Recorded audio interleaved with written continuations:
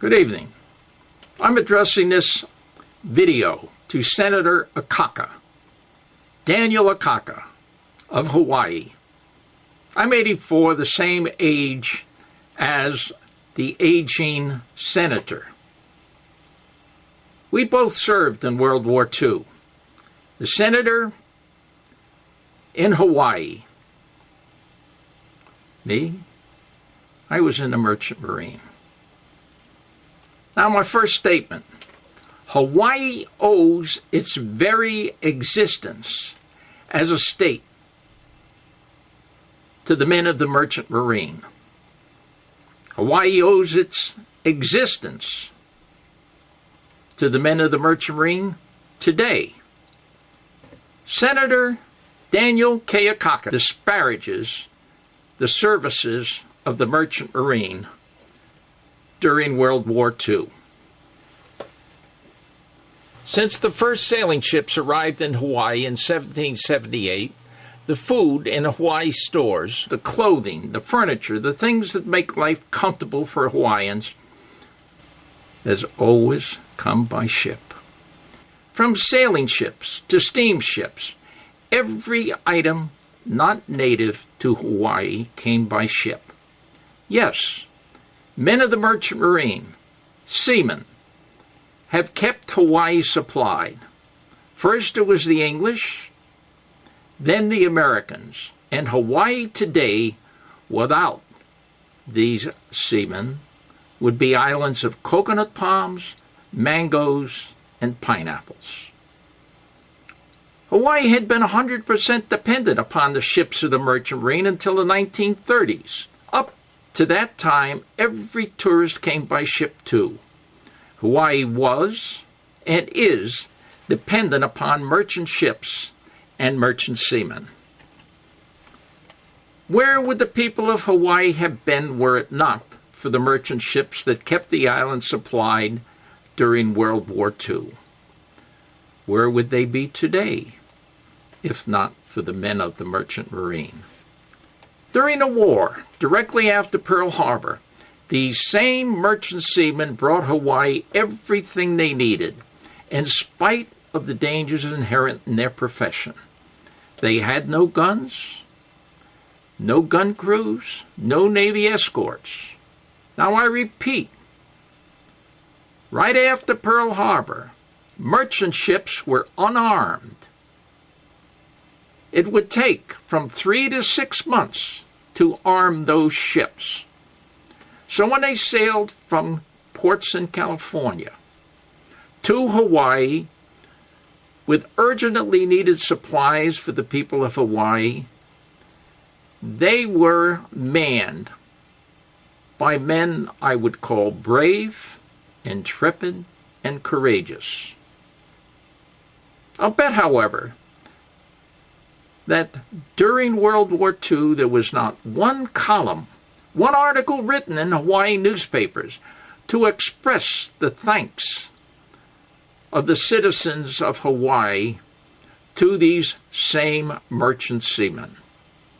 Yes, early in the war those ships sailed from U.S. ports unarmed, and they brought gasoline, oil, munitions, food, building supplies, and they carried the troops for your protection. And all those men who went into battle in the many islands in the Pacific to bring about the defeat of Japan and eventual victory of the Allies.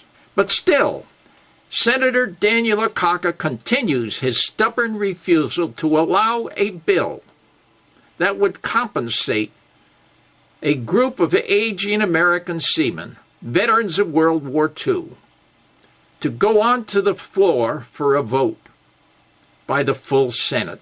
That bill is number S663.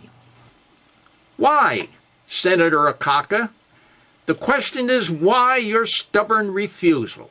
Is it just cantankerous old age? I wouldn't refuse it. Why do you not acknowledge the value of their service? Why your continued hatred towards these old sailors? Why? The Filipino veterans recently got $15,000 each.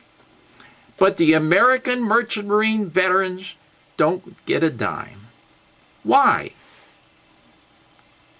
It's a valid question.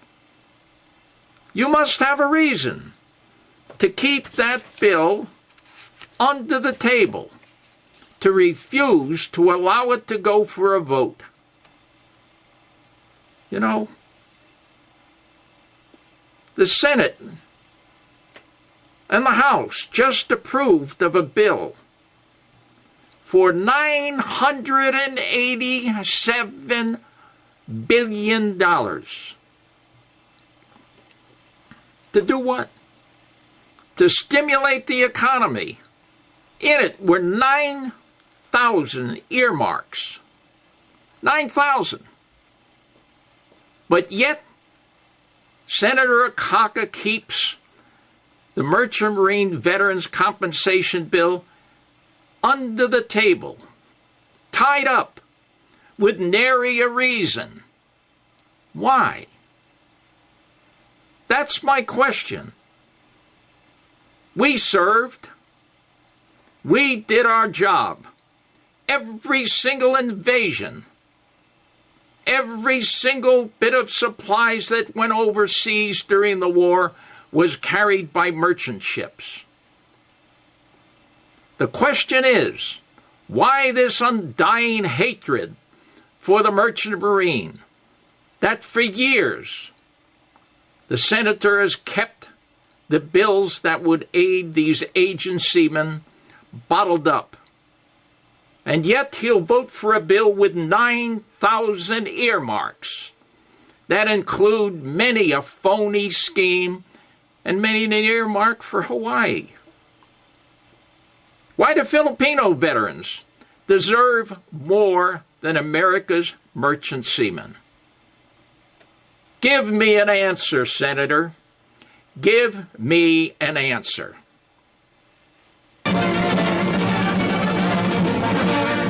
Captain Harry Dreney, Assistant Commandant of the Maritime Service, has voiced an urgent appeal for thousands of Americans to man our ever-growing merchant convoys to far-flung battlefronts, men from 17 to 50. Training is thorough in the best American seafaring tradition.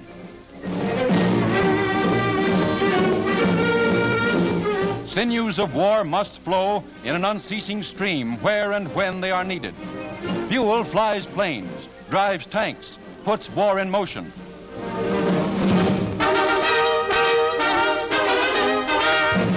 But it takes men, thousands of them, to keep America on the high seas.